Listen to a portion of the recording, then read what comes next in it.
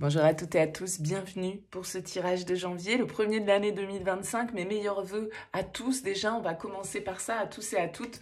Merci de votre présence, merci de votre écoute, de votre fidélité pour ceux qui sont là depuis déjà quelques temps. On va regarder ensemble un petit peu comment ça va se passer sur ce mois de janvier, sur ce début d'année au niveau émotionnel, sentimental. Alors, je ne vais pas faire un tirage relationnel comme je fais habituellement, vous, l'autre, la relation, ce que vous attendez, ce que l'autre vous propose. Je vais plutôt poser avec le tarot 9 cartes, voilà, pour voir un petit peu ce qui se dégage du tirage et puis vous donner ma lecture assez rapide sur ce tirage. Alors bien sûr, vous prenez le recul nécessaire, ça reste une approche générale, donc elle ne pourra pas parler à tous. Si ça ne vous parle pas, vous mettez de côté. Allez voir le lunaire, allez voir l'ascendant, essayez de faire un petit mix de tout ça pour voir un petit peu comment ça vibre pour vous. Et puis si vous souhaitez échanger avec moi dans une guidance personnalisée, vous avez mon mail qui apparaît, lililataro@yahoo.com. Je fais toujours une approche préalable avant la première consultation, donc vous me faites un petit mail, vous me donnez juste prénom, date de naissance des personnes concernées, le domaine, c'est pro, c'est sentimental, c'est financier, pas de questions, pas plus d'éléments. Le but de la première approche, c'est vraiment de partir d'une page vierge, donc voilà, juste ces éléments-là pour commencer, et après, bien sûr, je reviens vers vous pour vous expliquer mon fonctionnement. Allez, on passe au tirage, on utilise pour ce mois de janvier l'un de mes tarots préférés, un classique, le Rider-Waite. On se retrouve tout de suite.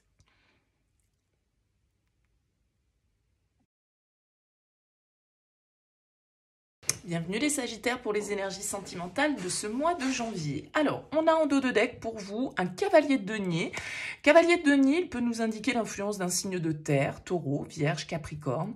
Cavalier de denier, c'est plutôt une énergie de lenteur. Alors, c'est un peu l'escargot du tarot. Peut-être que vous êtes dans une histoire qui avance petit à petit, voire lentement, péniblement. Mais il faut voir toujours le bon côté des choses. Le cavalier de denier, c'est aussi le plus fiable du tarot, c'est-à-dire qu'il il prend son temps, il n'est pas dans l'impulsion, il n'est pas dans la dynamique de foncer, mais en tout cas, il est plutôt fiable, prévoyant, persévérant voilà, il fait des plans, en fait, le cavalier de denier. Donc, on va voir un peu comment ressort votre tirage. Alors, page de bâton, cavalier de coupe, 7 d'épée, le pape, l'as de denier, le 8 de denier, le 6 d'épée, la 9 d'épée et l'étoile. Ok. Bon, on a un bel as de denier en plein centre de votre tirage. Donc, ça nous parle quand même de nouvelles possibilités, de nouvelles opportunités, d'une offre, d'un nouveau commencement, d'un potentiel, en tout cas, symboliquement à exploiter. Alors, sur toute cette ligne, on n'a quand même que des énergies de terre. Donc, il peut y avoir vraiment l'influence taureau, ici, vierge ou capricorne. On a une ligne d'épée, ici, aussi, qui peut nous parler d'un signe d'air. On a quand même 4 cartes qui nous parlent de cette énergie également. Pourquoi pas le Verseau, mais ça peut être Balance ou Gémeaux. On a à peu près toutes les énergies, sachant que les épées et les deniers sont quand même majoritaires dans votre tirage. Mais on a une carte de coupe, on a une carte de bâton également. Ici, pour moi, quand je vois cette première ligne, je vois les débuts d'une histoire. Page de bâton, c'est le flirt, c'est le désir, c'est l'aventure. Chevalier de coupe, c'est la séduction, c'est quand on a envie d'être dans le romantisme, de plaire, de séduire. Mais on a ce 7 d'épée qui vient un petit peu pour moi noircir le tableau. Alors noircir pas forcément, mais dans le sens où on nous parle d'une situation d'échange, de communication, de relation, de flirt, de séduction, je ne sais pas, mais où soit l'histoire est cachée, soit on vit les choses un petit peu comme ça dans l'ombre, soit c'est quelque chose qu'on n'exprime pas tout simplement, mais la 7 d'épée va nous parler un peu de cachotterie, de tromperie, d'évitement, de choses qu'on fait comme ça un petit peu sous couvert d'eux, d'accord? Donc on peut être dans ce type d'histoire en tout cas à la base. C'est peut-être du coup ce cavalier de denier qui vient nous dire que on prend son temps, parce que le 7 d'épée, c'est pas toujours le traître, c'est pas toujours la trahison, la tromperie, ça peut être aussi celui qui se défile un petit peu, celui qui évite les vérités, celui qui évite peut-être de parler sentiments, etc. Bon, sur cette ligne-là, on a quand même l'idée de quelque chose qui est en train de germer et de plus solide, on va dire, que cette première ligne, cette première étape qui ressort. Alors, est-ce que ce sont deux relations distinctes dans votre vie? Possiblement, mais pas forcément. Ici, on peut nous parler avec cet as de denier, ce 8 de denier, ce pape.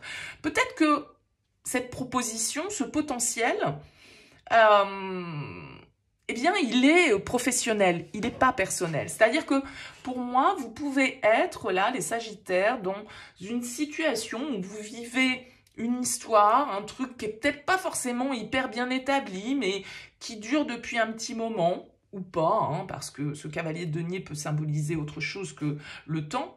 Et j'ai l'impression qu'ici, en fait, on a une proposition, on a une offre, mais ça peut être en lien avec le travail. Vous, l'autre, je ne sais pas, hein, dans la relation, avec le pape, on nous parle de contrat, on nous parle d'engagement, on nous parle de solide, on nous parle de sérieux, on nous parle ici de quelque chose de très, comment dire, abondant avec cet as de denier. Et peut-être que cette possibilité, cette proposition, eh bien, elle génère un éloignement, elle génère une prise de distance. Peut-être qu'on part travailler un petit peu plus loin et que ça complique un petit peu la donne dans la relation. Parce que ce 6 d'épée, il va nous parler de prise de distance, de transition, d'éloignement. Donc, ça peut être lié à la matière, au professionnel, à l'argent ou à tout ce qui est un peu, on va dire, concret dans notre vie. 6 d'épée nous parle de distance, nous parle un petit peu comme ça d'être dans une phase de transition. Cette phase de transition, a priori, elle génère. Il peut y avoir, en fait, si vous voulez, pour vous, sur ce mois de janvier, une source de stress liée à une proposition professionnel que vous recevez ou que l'autre reçoit, que vous savez peut-être pas trop comment gérer, ou alors que cette mutation professionnelle ou ce changement de poste, eh bien, crée une distance dans la relation. Et tout ça, en tout cas, cette proposition ou ce potentiel qu'on vous met devant les yeux, c'est peut-être pas professionnel, peut-être que c'est une relation qu'on vous met devant les yeux, qu'on vous propose ici. Mais j'ai l'impression que, quel que soit cet as de denier, que ce soit un petit coup de cœur ici qu'on a pour une personne qu'on ne devrait pas avoir ce coup de cœur, parce qu'on n'est pas libre, parce que c'est dans le cadre du boulot, parce que c'est dans le cadre... Vous voyez, ça peut être ça aussi. Bon, bah du coup, ce potentiel, cette proposition, cette offre, cette main tendue, elle génère une source de stress. Elle génère de l'insomnie, elle génère des idées un peu négatives, une certaine forme de pessimisme, une certaine forme d'angoisse, en fait, ici. Donc peut-être que vous avez, je vais vous dire, fantasmé sur quelqu'un pendant un bon moment. Ça flirtait, gna gna gna, mais en même temps, c'était pas très franco. Je parle du pro, de la matière. Peut-être que c'est quelqu'un qui est dans votre vie professionnelle. Ça ne veut pas dire que c'est un collègue de travail. Ça veut dire que vous vous côtoyez, peut-être, ou que vous côtoyez cette personne dans le cadre de vos activités ou de ses activités professionnelles. D'accord? Et là, bah peut-être que cette personne, il y a une possibilité qui s'ouvre. Voilà, une première étape à quelque chose. C'est pas forcément un rendez-vous galant, mais en tout cas, voilà, la porte s'ouvre et le fait que la porte s'ouvre vous effraie. Et en même temps, vous terminez sur la carte de l'étoile. Donc moi, j'ai envie de dire, lâchez prise. Lâchez prise sur le mental, prenez du recul,